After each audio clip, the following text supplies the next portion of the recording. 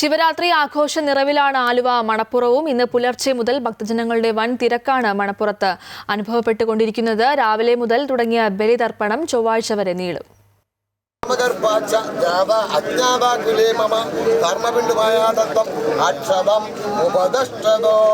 പിതൃമോക്ഷ പുണ്യം തേടി വ്രതാനുഷ്ഠാനങ്ങളോടെ ലക്ഷക്കണക്കിന് ആളുകളാണ് ആലുവ മണപ്പുറത്തേക്ക് എത്തുന്നത്. 116 ബലിത്തറകൾ ബലിതർപ്പണത്തിനായി ഒരുക്കിയിട്ടുണ്ട്. ഇന്നു പുലർച്ചെ 6 മണിക്ക് ലക്ഷാർച്ചനയോടെ ശിവരാത്രി പൂജകൾ മഹാദേവ ക്ഷേത്രത്തിൽ ആരംഭിച്ചു. രാത്രി 12-ന് ശിവരാത്രി വിളക്ക്, എഴുന്നള്ളിപ്പ് എന്നിവ നടക്കും. കുംഭത്തിലെ അമാവാസിയായ ചൊവ്വാഴ്ച വരെ ബലിതർപ്പണം തുടരും.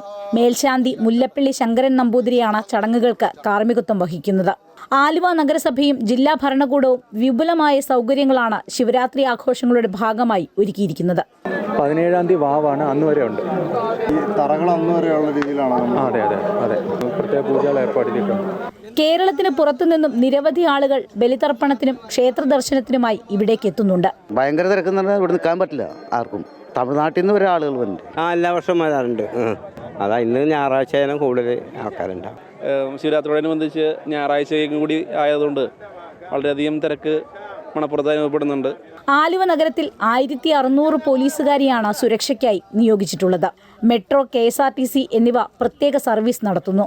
ആലുവ അദ്വൈതാശ്രമത്തിലും ശിവരാത്രി ആഘോഷങ്ങൾ പുരോഗമിക്കുകയാണ്. അമൃത ന്യൂസ്, കൊച്ചി.